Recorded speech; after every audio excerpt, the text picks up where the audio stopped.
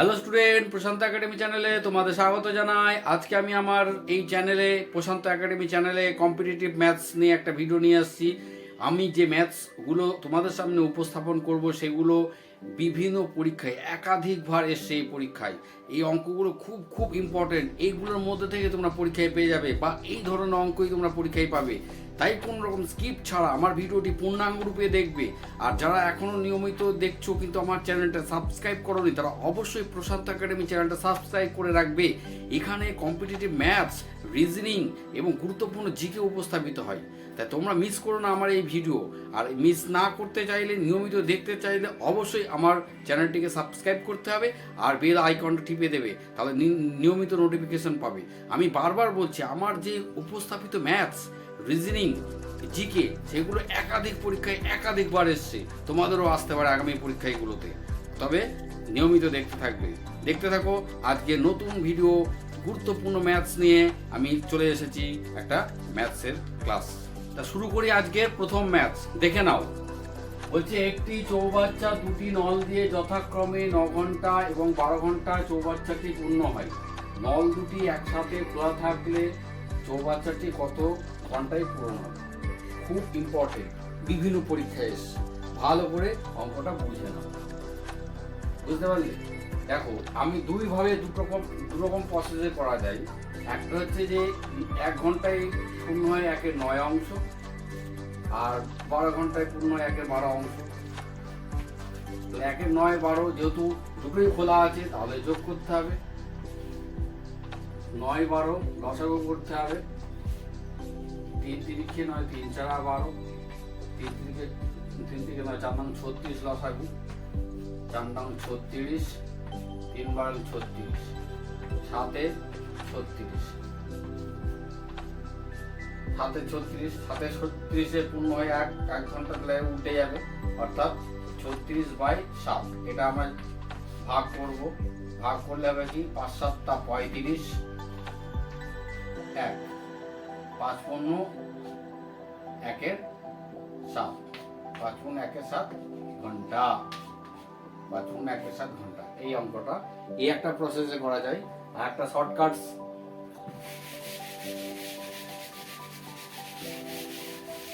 একটা শর্টকাটে দেখে নাও।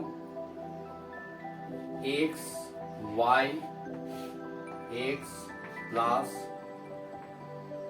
y, x y এই প্রসেসে যদি আমরা করি, 9 × 12 আর 9 আর 12 21, 3 3 9, 3 7 21, 3 12 36, 36 7।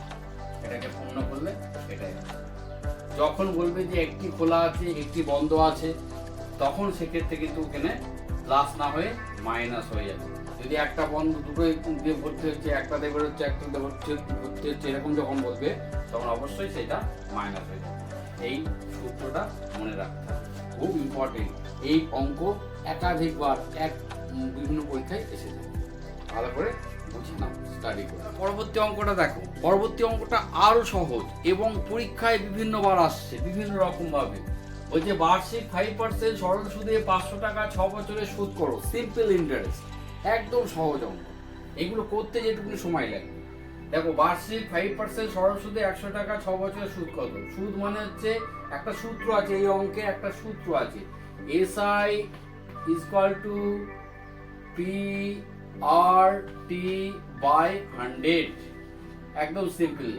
এই সূত্রটা করলেই SI মানে সিম্পল ইন্টারেস্ট, P মানে হচ্ছে প্রিন্সিপাল, আর হচ্ছে রেট অফ ইন্টারেস্ট, T হচ্ছে টাইম। তাহলে SI আমাকে বার করতে বলেছে SI, তাহলে এই সূত্র একদম মেরে দিতে হবে। অর্থাৎ প্রিন্সিপাল হচ্ছে 500 টাকা, রেট 5%, সময় হচ্ছে 6 বছর, 100। 5 5 25, 6 25 150, 5 5 25, 6 25 150। একদম সিম্পল, 150। এই অঙ্কগুলো পরীক্ষায় একাধিকবার এসছে, এবারও আসবে। তাই তোমরা ভালো করে স্টাডি করে নাও, সূত্রটা মনে রাখবে, এই সূত্রতে করতে হবে। এবার যখন প্রিন্সিপাল বার হবে তখন ক্রস গুণ করে যেটা বার করতে হবে সেটা এদিকে নিয়ে আসতে হবে, যে প্রসেস অনুযায়ী বার করতে। দেখো এবার পরবর্তী অঙ্কটা দেখো, এটাও খুব ইম্পর্টেন্ট, বিভিন্ন পরীক্ষায় একাধিকবার এসছে, তাই দেখে নাও ভালো করে। বলছে দুটি সংখ্যার অনুপাত 7:10:7, তাদের পার্থক্য 105 হলে সংখ্যা দুটির সমষ্টি কত? খুবই সহজ, আমরা ধরে নিতে পারি যে সংখ্যা দুটি 10x এবং 7x। এবার পার্থক্য মানে কি? ব্যবধান বা পার্থক্য মানে হচ্ছে বিয়োগফল 105। এখান থেকে আমরা যদি x এর মান বের করি 3x 105, x সমান 35, 3 3 9, 3 5 15, 35, x এর মান 35।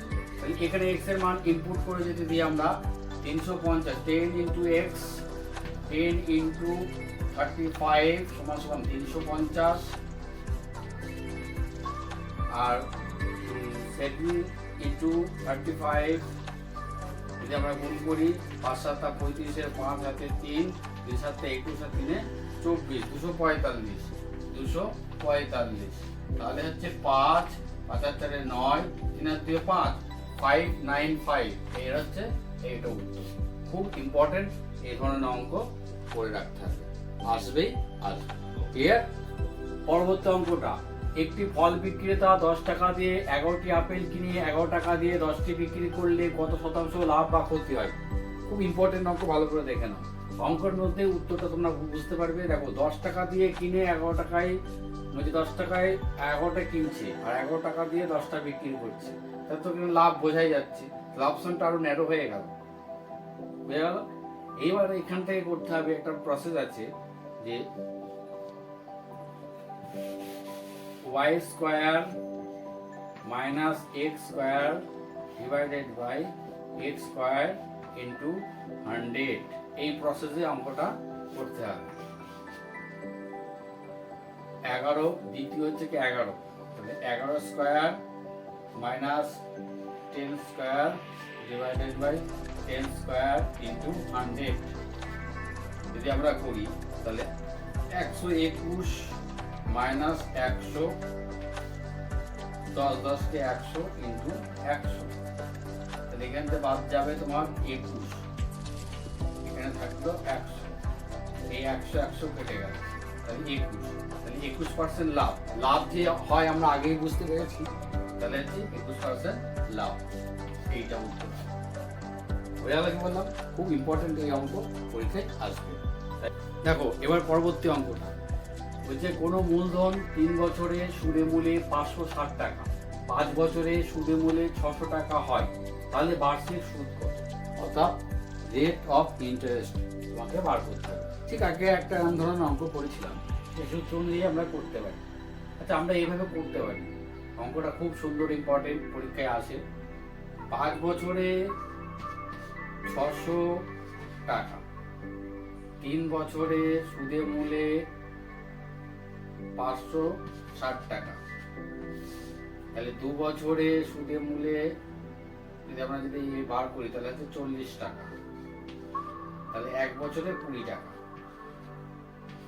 1 বছরে এখানে আসল সুদ হচ্ছে 20 টাকা, তাহলে 1 বছরে যদি সুদ হয় 20 টাকা, কোন একটা বছরে আমরা ইনপুট করে দিই। ধরি নিই আমরা এই 5 বছরের দিকে যদি করি, তাহলে 5 বছরের ইন্টারেস্ট হচ্ছে 5 গুণ 100, 5 বছরে হচ্ছে 5 গুণ 100, 100 টাকা। তাহলে 600 থেকে 100 বাদ দিলে 500 টাকা হবে, 600 মাইনাস 100, তাহলে হচ্ছে 500 টাকা হবে তোমার আসল, প্রিন্সিপাল। বোঝা গেল কি বললাম? তাহলে এইবার এখানে এটা আমরা প্রিন্সিপাল পেলাম, এইটা 5 বছরের আমরা রেট সুদ এসআই পেয়ে গেলাম, এসআই। তাহলে আমাদের টাইম পেয়ে গেলাম 5 বছর। এবার আমাদের রেট বার করতে হবে সিম্পল ভাবে। রেট বার করার সূত্র কি? এসআই ইন্টু 100, এসআই হচ্ছে কি 100, 100 আর হচ্ছে কি এসআই ইন্টু 100, প্রিন্সিপাল হচ্ছে 500